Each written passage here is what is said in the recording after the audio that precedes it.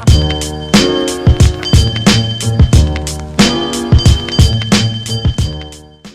everyone, this week I am really excited to be interviewing Jessica May. I've known Jessica for a good, years. Yeah, we met a good 6-7 years ago in university, and now Jess runs her own. Everything. She does a lot of things, and so She runs her own world. she runs her own. I managed to catch her here today to talk about a bit more about what she does, and Jess, can you tell our viewers who don't know about you, can you tell them a bit about what you actually do? Yes, I can indeed. So what I do for business, I run a lifestyle consultancy. So what that means is I work freelance as a well-being coach, a lifestyle consultant. I work with women predominantly, helping them manage their time, their energy a little bit better. I'm also in the process of launching the actual full-service consultancy, which will be in-house in a studio that we have in Belgravia. So you can pop in and have your hair and nails done. We also provide personal shopping consultations. We have access to personal trainer, nutritionist, basically anything you need to make your life run well. We will take care of it.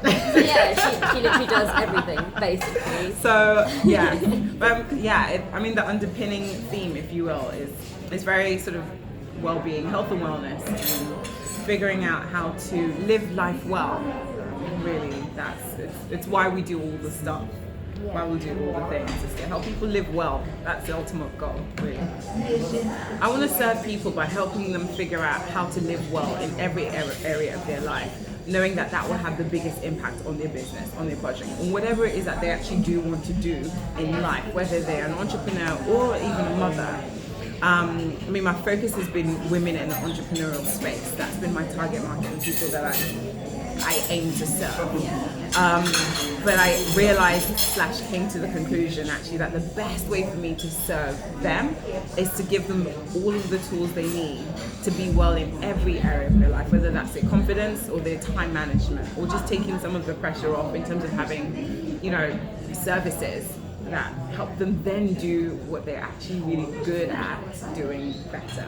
So that's where the idea of the lifestyle consultancy started to come about. And actually I sat with a friend of mine, I was like, so I'm thinking this, but I'm not really sure. She's like, you have to do it, that's an amazing idea. I need that in my life. I need somebody who's gonna come in and just like do this, and then, and then I can just go. I mean, it's useful for a lot of people. Yeah. What sort of areas do you look at with your clients? Okay. So my area of expertise is helping people figure out exactly what their sense of sort of purpose is.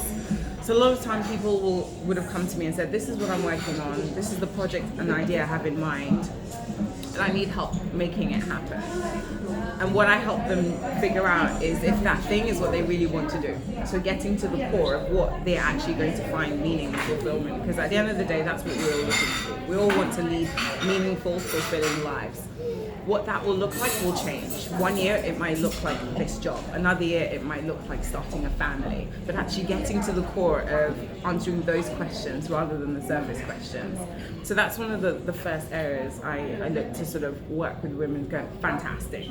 Before we take a step into that, though, I really want to spend time getting to know who you really are, what your core values are, because knowing your core values will help you make the best decisions 10 years from now, not just when we're working together. And that's the best way I can actually equip you, is to give you the tools to know 10 years from now which route to go down. So that's sort of the first. And then on a more practical level, it's the time management, and a very practical sort of how we manage our time, our energy, and our resources. Learning how to say no and not feel like a shitbag for it, learning how to prioritize the things that actually do matter most in life, and what that actually looks like from your day-to-day calendar and schedule. So on a very sort of practical level, we do calendar management. We'll figure out whether you need to implement a routine, for your eating habits, if that's really what is going to help you succeed better in life and in your business, is actually have a routine for your food so you don't have to think, and so you can actually live more intentionally in that area of your life. So it's getting clear on what the intentions you are for the life that you want to lead, and then how practically we can implement those. Yeah. Like what it. What I find really interesting is that you do what you do now, but I mean, obviously your journey was a bit like up and down and stuff. There are a lot of people that I know, and myself included as well, where we do lots of different things. We have lots of different interests, and we can't really see how they connect. Yeah. And it can get a bit overwhelming. You think, I feel like I want to do so many things, but I don't really know what I'm doing, and I don't know which one to choose. Do I need to choose one? Can I do all of them? What would you say to those kind of clients? What's your take on it? There's a quote by this author called Parker Palmer, and I'm going to misquote it really badly now, so just go Google it afterwards. It's something along the lines of let your life speak. What the premise of it really is, a lot of the time we feel lost or confused because we're in a situation that doesn't look like the life that we wanted to lead, and we don't know the way out or the next step, and we can get sort of a bit floundered in terms of either fearful of risking and trying something and it not working out, especially if you have responsibilities, or just genuinely feeling lost and not knowing. And the reason why I like what Parker Palmer says is that actually sometimes the first step is to just stop and to listen. Is to not be so quick to try and fix the situation because you hate your job so much that you're going to run in any direction into something else when actually that thing may not be the answer. It's go, okay, do you know what? Where I am right now in life may not look like what I intended it to. But there's a reason I'm here. I may not know what that reason is right now, but there's a reason that I'm here. And so I'm going to look around and let my life speak to me. So the job I'm in right now that I cannot stand, what is it about it that I cannot stand? Because me knowing that is going to give me a clue as to what to do or not to do next. The things that I do love but never seem to find the time, never seem to be able to make the time to do, why is that? Is it genuinely that I love those things? Is it that those things are meant to feed me and don't need to become the next multi-million-pound business? Or maybe they do. I think the first step is actually stopping long enough to look at where you are, and that can be really hard. That can be, it's easier to kind of be like, I hate where I am right now, this isn't what I want to do, and I don't know what's next, I'm going to try this, 10 million different things. But the solution is never in the next thing. The solution is always where you are right now, and using that to inform your next step. It's sort of like looking for the clues, looking for the signs. Always looking for the clues and learning how to listen. I know that sounds really, woo-woo. I'm very woo-woo. It makes sense, because rather than like running headfirst into running away from the pain, it's like looking at it like, why am I here? Exactly. And letting that pain teach you. So pain, again, an Oprah thing, I think it's from Oprah, she says, pain actually, I love a bit of Oprah, love me some Oprah. Yes please, I'm waiting for the call by the way. Anytime Oprah, in your own time. But she has this acronym that says PAIN actually stands for pay attention inwards now. So if you're in a space where you're in discomfort or unhappy about something, the best, most important place to start is inward. It's paying attention. It's, okay, I'm in pain, but what is it about this that is causing you pain? And that will be the best way to inform your next step. Otherwise, we end up running from job to job, career to career, trying to fix the problem without ever actually becoming wise enough to get the true. Yeah, and I guess that applies to both types of people. It applies to the people that do a lot of things and don't know what to do, and also who have only ever done one thing. Yeah, one thing. Yeah. They don't know what, they know they're unhappy, but they don't know what Exactly. to go into. I guess that, exactly. Yeah, I like that. So it's not the most glamorous, it's not the sexiest. Download my workbook. Answer.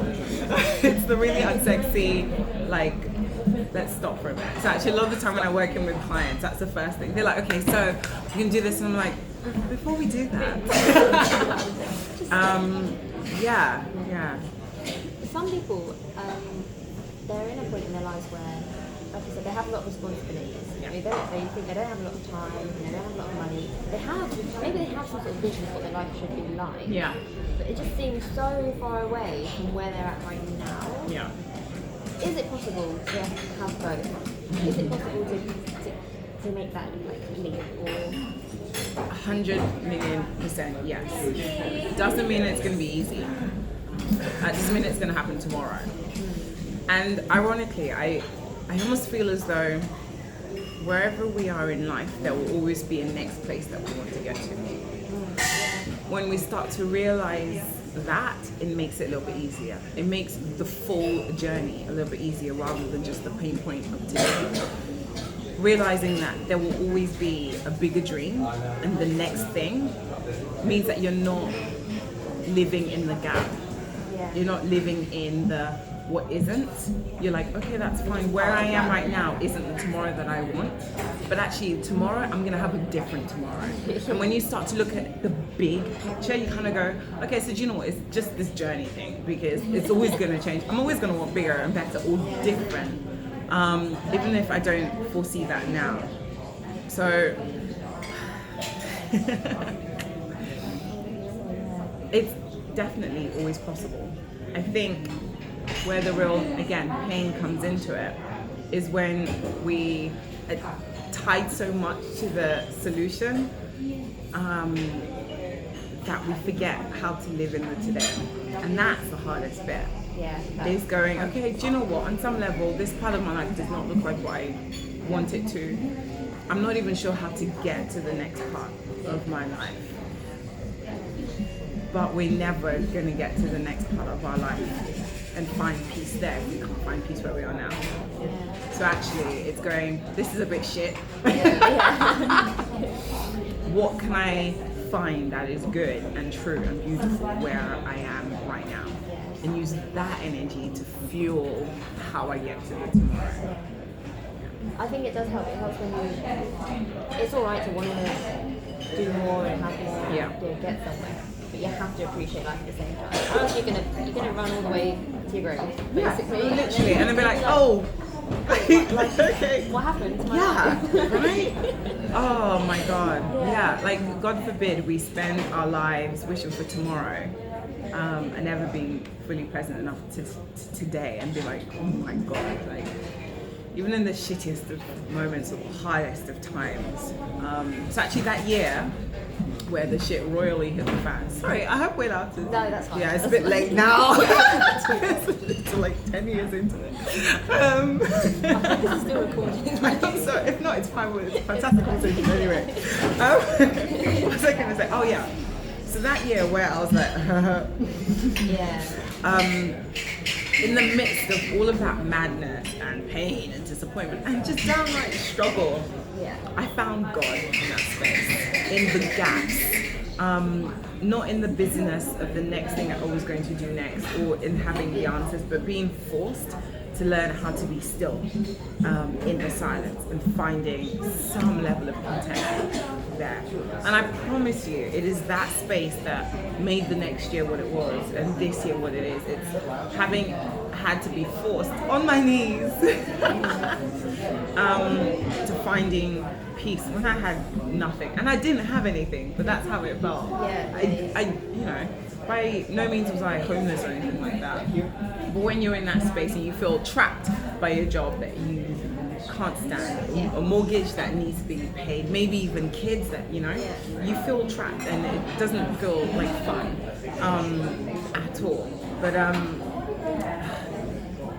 there's a reason, there's a lesson in that is going to be what fuels tomorrow. And it's figuring that out. And it's almost like the minute you start to see it, like the next door opens up, another opportunity opens up. You even just start to think differently creatively about, okay, actually I can see a window of opportunity here. And actually my daily commute is like an hour. And if I spend an hour every day, just my morning commute, not even my evening commute, an hour every day, 5 hours on this one thing, in a month I'd have spent this much time taking you one step closer to that goal. Looking at the opportunities in the situation. Yeah, 100%. Yeah. But you did kind of touch on it. In the most difficult part, that most people realise who you are, I guess. There are people that are going through that right now. They have their vision, they're working towards it, but it's just obstacle after obstacle. Yeah. When we spoke before, you said something that really inspired me about surrender. Oh, yeah. Can you tell the viewers what can you elaborate on that? Yeah, How that's surrender. Your journey, especially if you're times. Yeah. So I just launched or relaunched a course at the start of this year called Life by Design, and there are five key modules on how to live more intentionally. Right. So the first one is, oh look at me, I can't remember the name of the first. What did I end up calling the first one? I can't remember. But the first one is, it's about setting the vision, setting your compass. So most people will have at least started that part of the journey, saying, okay, well, this is what I want my life to look like. This is the vision board. This is the dream. Blah blah blah blah blah. Chapter 1.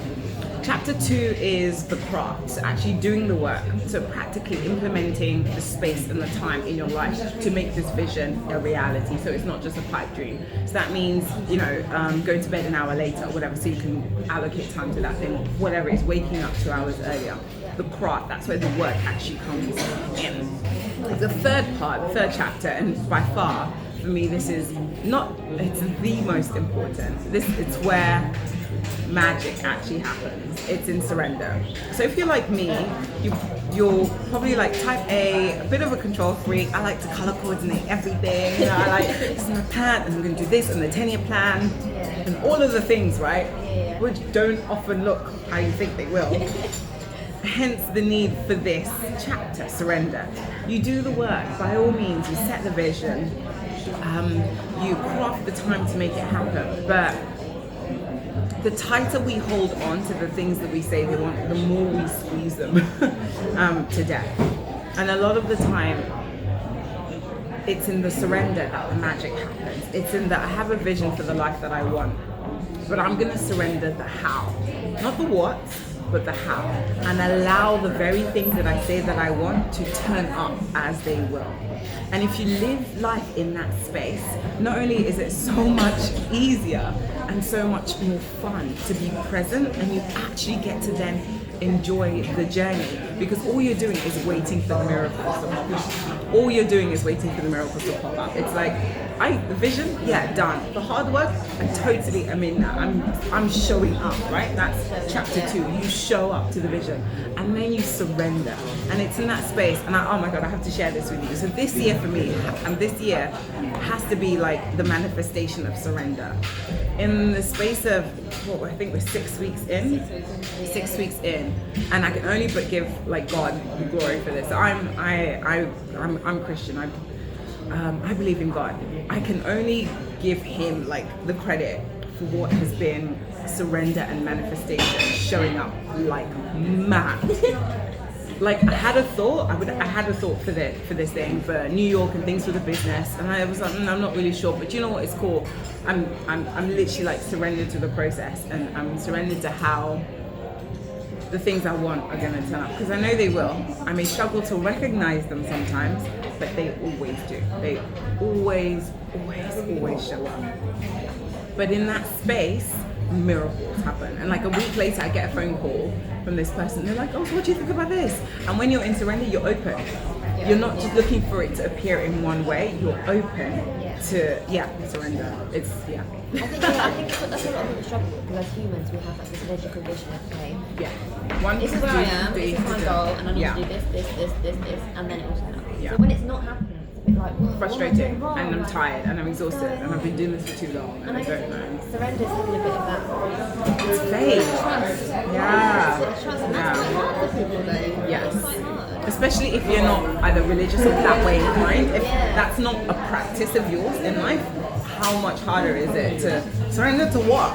You know, Yeah, like, exactly. surrender, okay, but to what? Right? Yeah, exactly. You think you do something and then you get the results. Yeah. And when it's not happening, it's like, Yeah. It's so. I mean, if you're not religiously inclined or anything like that, there's a quote by Rumi, which I love me some Rumi. I love me some Rumi, and I'm like, yes, I don't even know if yes, you've read Rumi. half of them, but I don't know, but I'm like, amazing. yes, it's amazing, fantastic. And he says the things that you seek are seeking you. Don't know if you know that one. Yeah, So it's one of my it's one of the more, it's one of the more bait Rumi ones, isn't it? If you know Rumi, you know that one. The thing is that you seek are seeking you. And it's basically like, okay, yes, if you have a vision for something, if an idea has been planted in your mind and in your heart, it's there for a reason. And if you trust that that vision has come to visit you, it is because it wants to be birthed through you as much as you want to birth it. The how, again, and the how. again, I think that's where the real work is in surrendering the how. So if you're saying surrender what? Surrender the how. Surrender how it's going to turn up and what it's going to look like. Yeah. I mean, it may not come packaged in the way that you thought it would. Yeah, not the way you expect, but it will show up somehow. Exactly. So, yeah, surrender. Oh, magic. No, It's kind of I like love free it. fall through life and be like, okay. No, it's After doing the work. you have to do the work as well. That's You have to show you up. have to do the work. Always show up. Always show up. Show up and then trust that the things that you seek are seeking you. Trust that there's a reason, you know? And that will be easier for some people than others. But I don't know, I can't articulate it enough. Oh my god, we should have conversations with our friends who tell me that. I just quote other people. Have you noticed? That's what I do. Rumi, Robel, so wise. I just listen to a lot of podcasts. Yeah, I read a lot. But so for people watching who think, okay, you know what, I'm ready to make a change in my life. Like I'm not where I want to be. I want to move forward. I want to. You say, you know, is it create a life by design and not by default? You don't Yeah. want to live by default. Exactly. Where can they start? Oh, that's a good question. Can you give them just a few practical things that they, you know, what can they do? Where can they, Okay. how can they start? I'll use those 3 steps as the model. So the first one is setting your compass. Is actively carving out the time to write down the things you do want. And sometimes people can be a bit, vision board woohoo, I don't care, just do it. Do it. Like set your compass, whatever that looks like for you. It may not be on Pinterest, it may be an Excel spreadsheet because that's how you work. Why is that important? Why is it important to put it down there? Like, A couple of reasons. I think, firstly, because you're taking the time to be intentional. So the fact that you're saying, where I am, I'm not happy with, I want to be somewhere else. In order to ever even come close to getting to that somewhere else, you need to know where that is. Exactly. And that's the first and most obvious reason to do that is, even if you're not sure where it is, or rather what it is that you want to do, start picturing what it feels like. So, okay, I don't know, I want to start a business. I'm not sure which business. Okay, that's fine.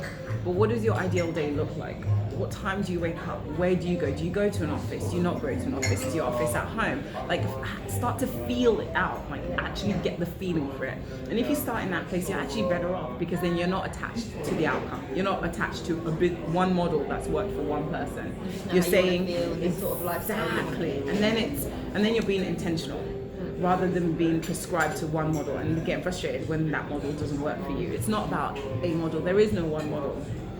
But you can get deliberate and intentional about the life you want to lead and what that feels like. Do you want to work in an office? Do you not? Do you want to manage a team of 30 people? Do you not? I don't want to manage a team of hundreds of people. But I want to impact a team of maybe up to 30 that change the world. So that's the first thing, sort of setting a compass and getting clearer even on what it is that you do want. The second thing is to show up. So I use sort of show up / do the work interchangeably because sometimes we can be like, I'm doing the work and putting all the graft in. sometimes showing up means something as simple as there's an opportunity that has, appeared.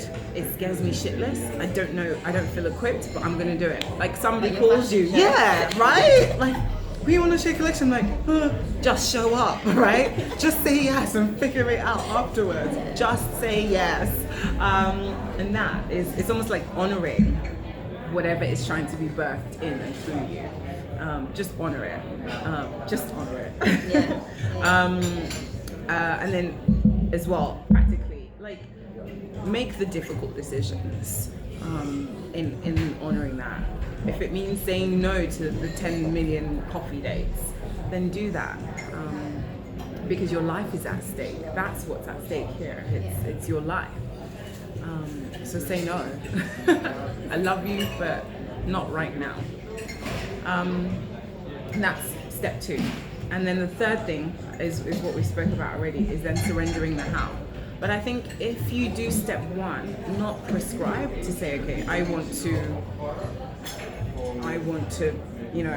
I don't know, somebody else's model. If you start with what feels, I know, right? Mood lighting. If you start with what feels right, it's harder to go wrong. If you learn how to be attuned to your intuition and learn how to listen to that little voice that is guiding you, it's guiding all of us, it's just a question of whether we can hear it, then it's easier to always be on path because you're being guided. You're not prescribing to somebody else's idea of what a successful, happy life should look like. I think that's the best place to start. Okay, brilliant. Thank you so much. This has been awesome. Thank you so much. This has been so Sharing- much fun. Yeah. Let's do this one. Let's just get together and just chat. Anyway. If any of our viewers want to learn more about the work that you do, or want Yes. to work with you, want you to help them, how can they get hold of you? The most fun place to find me actually is on Instagram. I like Instagram. Oh, I she has really, a really really like. nice I like Instagram. She has Instagram. a- I hang out on Instagram a fair bit, and so it's just at the Jessica May. So THE Jessica MAE. And to be honest, from there you'll find links to my website, to the consultancy, everything. Just Instagram, and yeah, you probably just find me eating cake on Instagram. That's probably. So come, let's hang out on Instagram and make pretty things. Any last words? Thank you. I wanted to thank you and to honor you for showing up. I know, like, you guys may not be able to tell, but I even like when we sort of met up just before sort of putting the camera up, she was all like, nervous and shy, and I wanted to honor you for that because that's the perfect example of you don't always have to feel like you're ready. Or like you're 100% no, or have things perfect. I'm like, yeah, we all start with filming on our phones. We're all, come on. People just think you turn up and it's like this perfect picture Instagram, and it's really, really not. But I wanted to honor you for showing up to your calling and for deciding to pursue the things that matter most to you, because this already has been a gift to me, if nothing else. So thank you. Thank you. That's so cheesy, I love it. I hope you enjoyed this interview with the lovely Yes. Jess.